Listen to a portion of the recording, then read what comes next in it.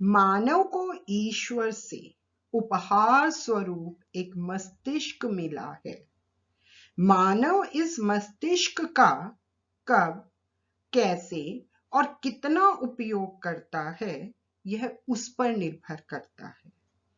इस दिमाग का मानव के हित में सार्थक उपयोग करने वाले लोग ही अल्बर्ट आइंस्टीन की तरह अपने अपने क्षेत्र में महान बन जाते हैं। अल्बर्ट आइंस्टीन ने विज्ञान में अपनी प्रतिभा का सदुपयोग कर आने वाली पीढ़ियों के लिए एक मिसाल कायम की है। तो बच्चों, आप समझ ही गए होंगे, आज हमारा विषय है अल्बर्ट आइंस्टीन। किसी को सारी उम्र विज्ञान में लगे रहने देना ही उसके लिए सबसे बढ़िया उपहार है। यानी अगर किसी को विज्ञान का शौक है तो सारी उम्र वो विज्ञान में ही लगा रहे, यही उसके लिए सबसे उपयोगी, सबसे बड़ा उपहार है। अगर मेरा बस चले तो मैं केवल उस देश में रहूं जहां राजनीतिक स्वाधीनता, सहनशीलता और कानून के समक्ष सभी नागरिकों की समानता का नियम हो। तो वो वैज्ञानिक जिनका ये कथन है, वो कह रहे हैं कि अगर मेरा बस चले तो मैं उस देश में रहूं जहां पर लोगों को राजनीतिक, कानून के समक्ष समानता का अधिकार हो, सभी को स्वतंत्रता मिले, सभी सहनशील हों। तो ये कथन किसका है? ये कथन है अल्बर्ट आइंस्टीन का। यह कथन उस वैज्ञानिक का है जिसने विज्ञान लोक में खलबली मचा दी थी और जिसने अणु संबंधी एक 30 पृष्ठ के लेख को 20वीं शताब्दी का महत्वपूर्ण दस्तावेज कहा जाता है। रसायन शास्त्र में जिन्होंने खलबली मचा दी थी और उन्होंने एक 20 पेज का लेख तैयार किया था, जो 20वीं शताब्दी का सबसे महत्वपूर्ण दस्तावेज, डॉक्यूमेंट्स कहा जाता है। अपने आविष्कार से लोगों को चमत्कृत कर देने वाले ये वैज्ञानिक थे आइंस्टाइन। तो आज हम उन्हीं आइंस्टाइन का जीवन परिचय पढ़ेंगे। महान वैज्ञानिक अल्बर्ट आइंस्टीन का जन्म जर्मनी के उल्म नामक शहर में 14 मार्च 1879 को एक गरीब यहूदी परिवार में हुआ था। तो ये अल्बर्ट आइंस्टीन का जन्म जो था वो एक बहुत ही गरीब परिवार में हुआ था, जर्मनी में हुआ था। कब हुआ था? 14 मार्च 1879 को। इनके पिता हरमान आइंस्टीन की आमदनी इतनी न थी कि वे अपनी पत्नी पॉलिन, पुत्र अल्बर्ट और पुत्री माजा का जीवन निर्वाह अच्छी तरह कर सके। तो अल्बर्ट आइंस्टीन के पिता का नाम क्या है? हरमान आइंस्टीन। उनकी आमदनी, उनकी इनकम इतनी नहीं थी कि वो अपनी पत्नी पॉलिन, आइंस्टीन की माता का नाम पॉलिन, पुत्र अल्बर्ट, स्वयं अल्बर्ट और पुत्री माजा, अल्बर्ट की बहन माजा, उनका जीवन निर्वाह अच्छी तरह कर सके। मुश्किल से उनके परिवार का गुजारा होता था। अल्बर्ट में कोई विशेष योग्यता भी दिखाई नहीं देती थी। बचपन में वो बिल्कुल ही साधारण थे, बल्कि साधारण से भी कम थे। उन्हें बोलना भी देर से आया। माँ बाप घबरा गए कि कहीं ये गूंगे ही ना हो।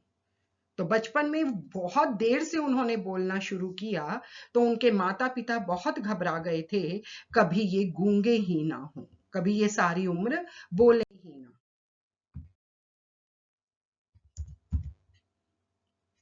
8-9 साल के हो जाने पर भी वह इतने शर्मीले थे कि सबसे अलग रहते थे। वो बहुत शर्माते थे, अपने में ही थे, ज्यादा किसी से नहीं बोलते थे। 8-9 साल तक वो सबसे अलग रहते थे, हर बात में हिचकते, कोई भी नया काम हाथ में लेने से सकुचाते, संकोच करते थे किसी भी काम को करने में, संगी साथियों से दूर रहते, कोई मित्र नहीं था, मित्रों से, आसपास से, रिश्तेदारों से, सबसे दूर रहते थे। कुछ लोग तो उन्हें फिसड्डी भी कहते थे। बिल्कुल मंद बुद्धि भी कहते थे। जब अल्बर्ट स्कूल में पढ़ते थे तो उनके पिता को म्यूनिक जाना पड़ा। जब अल्बर्ट स्कूल में थे जर्मनी में ही, तो उनके पिता को म्यूनिक जाना पड़ा। उन दिनों जर्मनी में बिस्मार्क का राज था। पूरा देश फौजी चौकी बन चुका था। चारों तरफ फौजी ही फौजी थे। जहां देखो स्कूल में भी फौजी शासन का वातावरण छाया रहता था। स्कूल में भी चारों तरफ सुरक्षा के लिए फौजी रहते थे। ऐसा लगता था कि फौजियों का ही शासन है पूरी जर्मनी में। इसलिए स्कूल का नाम सुनते ही अल्बर्ट डर जाते थे। उन फौजियों को देखकर अल्बर्ट बहुत डर जाते थे, क्योंकि शर्मीले थे, संकुचित स्वभाव के थे, इसलिए स्कूल जाने से डरते थे। बुढ़ापे तक वे यही कहते रहे, मेरी पाठशाला के शिक्षक फौजी हवलदारों जैसे थे। कि बचपन में जिस स्कूल में मैं पढ़ता था वहां के अध्यापक फौजी हवलदार थे। स्कूल में उनका मन नहीं लगता था, लेकिन घर पर उनके चाचा याकोव ने उनके मन में गणित के प्रति प्रेम जागृत कर दिया। स्कूल जाने से हालांकि वो डरते थे, लेकिन घर में ही उनके जो चाचा थे याकोव, उन्होंने उनके मन में गणित के प्रति प्रेम जागृत कर दिया। मतलब गणित से उनको प्रेम हो गया, गणित उनका प्रिय विषय बन गया। टिमटिमाते सितारों को देखकर अल्बर्ट के मन में ब्रह्मांड को जानने की तीव्र आकांक्षा हुई, इच्छा हुई। टिमटिमाते तारों को देखकर, आसमान में सितारों को देखकर अल्बर्ट के मन में यह जिज्ञासा उत्पन्न हुई कि मैं ब्रह्मांड को, सौर मंडल को जानूं।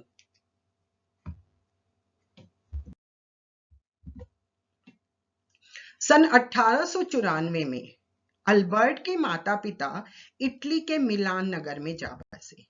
1894 में अल्बर्ट के माता पिता ने जर्मनी छोड़ दी और वो इटली के मिलान नगर में जा बसे।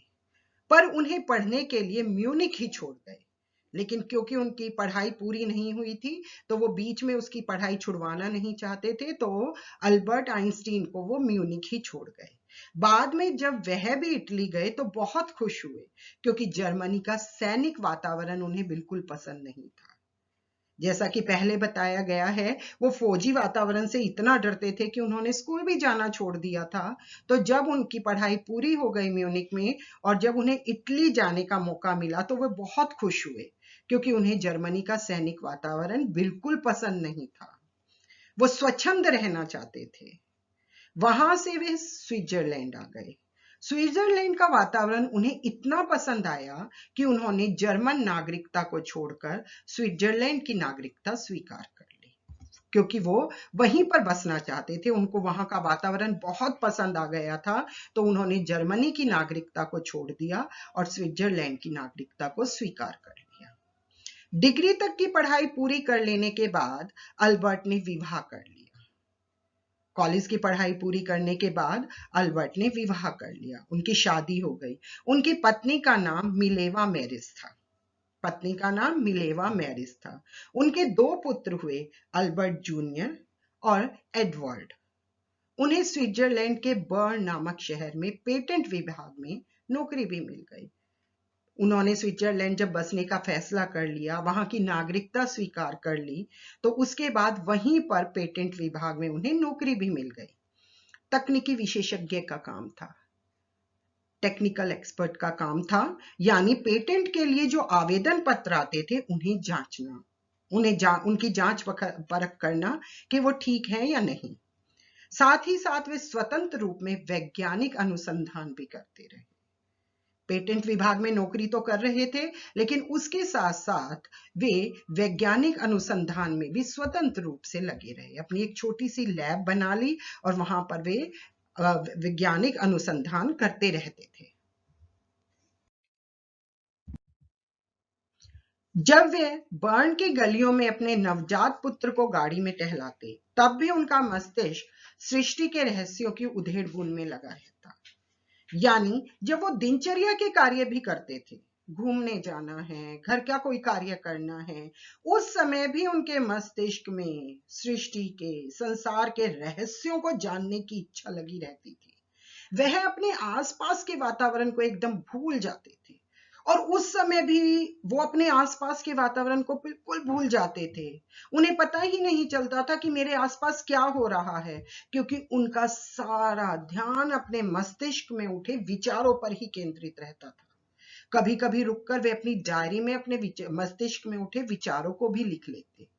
और कभी कभी तो ऐसा होता था कि जो उनके मस्तिष्क में विचार उठे हैं, जिन्हें वो समझते थे कि ये विचार आज से पहले कभी मेरे मस्तिष्क में नहीं आए, उसको भी वो डायरी में लिख लेते थे। वो अपनी डायरी को हमेशा अपने साथ रखते थे, और जैसे ही कोई नया विचार उनके मस्तिष्क में आता था, वो उस डायरी में लिख लेते। वह किसी भी बात में अंधविश्वास नहीं करते थे। वे किसी भी बात को बिना तर्क के स्वीकार नहीं करते थे। न्यूटन के भौतिक शास्त्र संबंधी सिद्धांत भी उनके लिए अंतिम सत्य नहीं थे। न्यूटन के जो भौतिक संबंधी सिद्धांत थे, वो भी, उन सिद्धांतों को भी वे आंख बंद करके मानते नहीं थे। उनमें भी वो तर्क ढूंढते थे। इस प्रकार आइंस्टाइन के मस्तिष्क में अभूतपूर्व सिद्धांत जन्म लेने लगे, और यही कारण था कि वो हर चीज का तर्क ढूंढते थे। यही कारण था कि आइंस्टाइन के मस्तिष्क में जो सिद्धांत थे, जो विचार थे, वो अभूतपूर्व थे। ऐसे विचार जन्म ले रहे थे उनके मस्तिष्क में, जो विचार आज से पहले किसी भी वैज्ञानिक के मस्तिष्क में उत्पन्न नहीं हुए थे। जादूगर की झोली की तरह आइंस्टाइन के मस्तिष्क में नवीन और आश्चर्यजनक वैज्ञानिक सत्य निकलकर सामने आने लगे। जैसे जादूगर जादू के द्वारा अपनी झोली से तरह तरह की चीजें निकालता है, उसी तरह से आइंस्टाइन के मस्तिष्क से नए नए और ऐसे आश्चर्यजनक सत्य निकल कर आने लगे, जो आज से पहले किसी भी वैज्ञानिक ने ना सोचे और ना ही उन्होंने इस विषय पर कुछ लिखा। सन 1905 में जर्मनी के एक वैज्ञानिक पत्र में उनके कई लेख प्रकाशित हुए, और फिर उन्होंने लेख लिखने शुरू कर दिए। जो विचार उनके मस्तिष्क में आते थे, वो विचार लिखने शुरू कर दिए। और यही कारण था कि सन 1905 में जर्मनी का एक वैज्ञानिक पत्र था, उसमें भी उनके बहुत से लेख प्रकाशित हुए। किसी को यह अनुमान नहीं था कि ये लेख संसार के वैज्ञानिक इतिहास में अभूतपूर्व क्रांति लाने वाले साबित होंगे। जिस समय उन्होंने लेख लिखा, उस समय कोई भी यह नहीं जानता था कि उनके ये लेख विज्ञान के क्षेत्र में अभूतपूर्व क्रांति लाएंगे और इनके लेखक को संसार के महानतर व्यक्तियों की श्रेणी में पहुंचा देंगे। और ये लेख, ये विचार, ये सिद्धांत, ये खोज जिस वैज्ञानिक ने की है, वह वैज्ञानिक संसार के महान व्यक्तियों में गिना जाएगा। धीरे धीरे कुछ प्रमुख वैज्ञानिकों का ध्यान इसकी ओर आकर्षित हुआ। शुरू में सबने उनको एक नॉर्मल, साधारण लेख की तरह लिया, लेकिन धीरे धीरे जो मुख्य वैज्ञानिक थे, उन्होंने उन लेखों को ध्यान से पढ़ा और उसकी ओर उनका ध्यान आकर्षित होने लगा कि वाकई इन लेखों के अंदर कुछ नया है, नई खोज है। फिर तो सभी देशों के वैज्ञानिक आइंस्टाइन के इन विचारों पर बहस करने लगे, और फिर आइंस्टाइन के इन्हीं वैज्ञानिक विचारों पर दुनिया के महान वैज्ञानिकों के बीच बहस आरंभ हो गई। 14 वर्ष बाद जब सूर्य ग्रहण ने उनके सिद्धांतों को जांच करने का अवसर दिया, तो उनके नाम को 4 चांद लग गए, क्योंकि वो नक्षत्र को, सौरमंडल को, ब्रह्मांड को जानना चाहते थे, और वो सिद्धांत उन्होंने अपने लेखों में लिखे।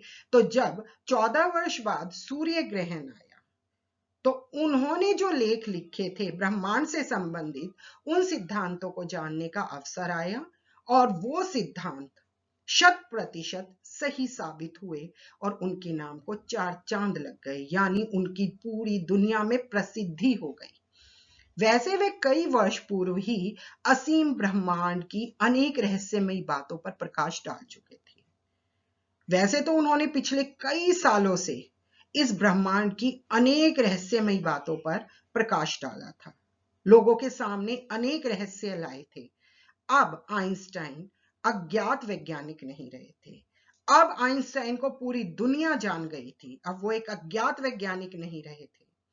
उनके पास संसार के हर कोने से विश्वविद्यालय में भाषण देने के लिए निमंत्रण पत्र आने लगे और वो इतने महान वैज्ञानिक बन गए कि संसार के जितने भी बड़े विश्वविद्यालय थे, वे सब विश्वविद्यालय उनको निमंत्रण पत्र भेजने लगे कि आप हमारे विश्वविद्यालय में आओ और हमारे छात्रों को भाषण दो। सन 1906 में उन्होंने पेटेंट विभाग की नौकरी छोड़कर स्विट्जरलैंड में एक विश्वविद्यालय के अध्यापक का पद स्वीकार कर लिया और इसी प्रसिद्धि के कारण उन्होंने 1906 में स्विट्जरलैंड में पेटेंट विभाग की नौकरी छोड़ दी और वहीं पर एक विश्वविद्यालय में अध्यापक का पद स्वीकार कर लिया, अध्यापक बन गए।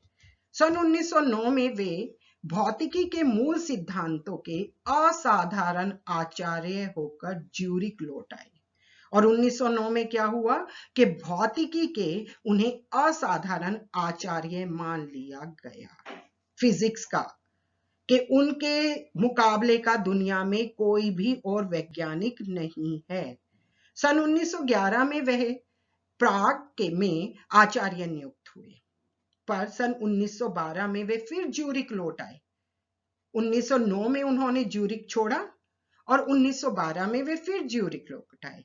सन 1914 में वे कैंसर संस्थान के निर्देशक बनकर बर्लिन गए और उनकी दिन प्रतिदिन उनकी प्रतिभा बढ़ती चली गई और वे लगातार उन्नति करते चले गए। वो वैज्ञानिक जिसे बचपन में कहा जाता था मंदबुद्धि है, गूंगा रह जाएगा, उस महान वैज्ञानिक ने अपने मेहनत के बल पर कहां से कहां पहुंच गए। आइंस्टाइन केवल अपने युग के महान वैज्ञानिक ही नहीं थे, बल्कि सत्य के पुजारी, मानव के मूल अधिकारों के साहसी समर्थक और शांति के रक्षक भी थे। आइंस्टाइन केवल एक महान वैज्ञानिक ही नहीं थे, उन्हें केवल महान साइंटिस्ट ही नहीं माना जाता, बल्कि वे सत्य के पुजारी थे, मानव के मूल अधिकारों के साहसी समर्थक थे। वो चाहते थे कि मनुष्य को अब उसके अपने सारे अधिकार प्राप्त हों और शांति के रक्षक थे। वो शांति चाहते थे संसार में। उन्होंने प्रथम विश्व युद्ध के आरंभ से ही युद्ध का विरोध किया था। जो प्रथम विश्व युद्ध हुआ था उसी समय से उन्होंने युद्ध का विरोध किया था, क्योंकि वो शांति के समर्थक थे। उनकी विश्व प्रसिद्धि के कारण जर्मनी की युद्ध प्रिय सरकार उनके खिलाफ कोई कदम उठाने की हिम्मत नहीं रख सकी। हालांकि जर्मनी युद्ध चाहता था, लेकिन आइंस्टीन इतने ज्यादा प्रसिद्ध हो चुके थे और वे युद्ध के समर्थक नहीं थे। यही कारण था कि जर्मनी उनके खिलाफ कोई कदम नहीं उठा सका, कि उन्होंने कहा युद्ध बंद करो, तो जर्मनी को युद्ध बंद करना पड़ा। हालांकि वह उन्हें अपना सबसे बड़ा शत्रु समझती थी, जर्मनी सरकार उनको सबसे बड़ा अपना शत्रु समझती थी, लेकिन उनकी प्रसिद्धि के कारण वो कुछ नहीं बोल सके। उनके नए वैज्ञानिक कार्यों के लिए उनकी प्रसिद्धि दिन प्रतिदिन बढ़ती जा रही थी। जो नए नए अनुसंधान कर रहे थे, वो नई नई खोजें कर रहे थे, इस कारण उनकी प्रसिद्धि लगातार बढ़ती जा रही थी। उनके सापेक्षता का सिद्धांत पर हजारों टिप्पणियां प्रकाशित हुई, फिल्म बनी जो उन्होंने सापेक्षता का सिद्धांत दिया भौतिकी में, उन पर बहुत सी टिप्पणियां प्रकाशित हुई, फिल्म भी बनी। जॉर्ज बर्नार्ड शॉ ने उन्हें संसार के गिने चुने महान व्यक्तियों में गिना और उनका दर्जा नेपोलियन जैसे शासक से भी ऊपर बताया। बर्नार्ड शाह ने तो उन्हें दुनिया का महान व्यक्ति घोषित कर दिया था और उन्हें नेपोलियन जैसे शासक से भी ऊपर बताया था, यानी संसार का महान वैज्ञानिक, महान व्यक्ति बताया गया था। संसार के बड़े बड़े आदमी आइंस्टीन से भेंट करने को उत्सुक रहते थे और उनकी प्रसिद्धि इतनी ज्यादा हो गई थी कि संसार के बड़े बड़े लोग उनसे मिलने की इच्छा रखते थे, हमेशा उत्सुक रहते थे उनसे मिलने के लिए। आइंस्टीन रविंद्रनाथ ठाकुर से मिलकर प्रसन्न हुए थे। आइंस्टीन हमारे रविंद्रनाथ ठाकुर जी से मिलकर बहुत खुश हुए थे। सन 1921 में आइंस्टीन को भौतिकी शास्त्र में नोबेल पुरस्कार भी प्राप्त हुआ था। अमेरिका के प्रिंसटन शहर की इंस्टीट्यूट ऑफ एडवांस स्टडी उन्हें अपने यहाँ नियुक्त करने की कोशिश कर रही थी। अमेरिका सरकार भी चाहती थी कि Einstein institute of advance study में आएं और वहां पर विद्यार्थियों को पढ़ाएं। आइंस्टीन के पास कई बार निमंत्रण भेजे गए। इसके लिए बहुत सोच विचार के बाद उन्होंने अमेरिका में रहना तय किया और बहुत सोचने के बाद आइंस्टीन ने उनके निमंत्रण को स्वीकार कर लिया और इंस्टीट्यूट ऑफ एडवांस स्टडी में काम करने लगे। यहीं पर उन्होंने अपना घर बसा लिया और फिर अमेरिका में ही वे रहने लगे। विद्यार्थियों को पढ़ाने के साथ साथ खाली समय में वह स्वतंत्र रूप से अनुसंधान भी करते रहे। उन्होंने अपना अनुसंधान, अपनी खोज नहीं छोड़ी, वो जारी रखी। यहाँ पर भी वो विद्यार्थियों को पढ़ाते थे और खाली समय में अपने वे अनुसंधान जारी रखे। बाद में वह अमेरिका के नागरिक बन गए और बाद में अमेरिका की नागरिकता स्वीकार कर ली। जब आइंस्टीन को मालूम हुआ कि हिटलर की सरकार परमाणु पर परीक्षण कर रही है, तो उन्होंने 2 अगस्त 1939 को राष्ट्रपति का ध्यान इस दिशा में आवश्यक कदम उठाने की ओर आकर्षित किया।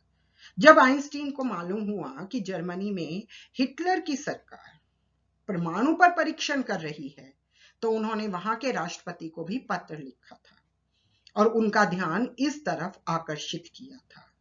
और इसी पत्र का परिणाम था कि 6 अगस्त 1945 को हिरोशिमा पर अणु बम गिराया गया और हिटलर की सरकार ने 6 अगस्त 1945 को जापान की हिरोशिमा पर अणु बम गिराया और वहां पर कितना नरसंहार हुआ था उससे आप सब लोग परिचित होंगे। आइंस्टीन ने जब हिरोशिमा पर बम गिरने की खबर सुनी, आइंस्टीन शांति प्रिय थे, सत्य के पुजारी थे, सबको समान अधिकार दिलाना चाहते थे, आप सब लोग जानते हैं। तो जब उन्होंने यह खबर पढ़ी कि हिरोशिमा पर अणु बम गिराया गया है, तो वे करहा उठे। वो बहुत ज्यादा दुखी हुए और बोले, आह, दुनिया इसके लायक नहीं है। उन्होंने अणु बम का अनुसंधान किया, लेकिन दुनिया इसके लायक नहीं है कि इसकी खोज, इसका अनुसंधान किस चीज के लिए किया गया था और अब इसका प्रयोग किस लिए किया जा रहा है। इसके बाद आइंस्टीन परमाणु बमों को गैर कानूनी बना देने के लिए अपनी आवाज उठाते रहे और जब तक वे जिंदा रहे परमाणु बमों को गैर कानूनी बताते रहे और इसके खिलाफ आवाज उठाते रहे कि परमाणु बमों का आज के बाद कभी भी युद्ध में प्रयोग ना किया जाए। लेकिन उनकी बातों का असर दुनिया के महान देशों पर बहुत कम हुआ। उनकी मृत्यु 18 अप्रैल 1955 को हुई और 18 अप्रैल 1955 को उनकी मृत्यु हो गई।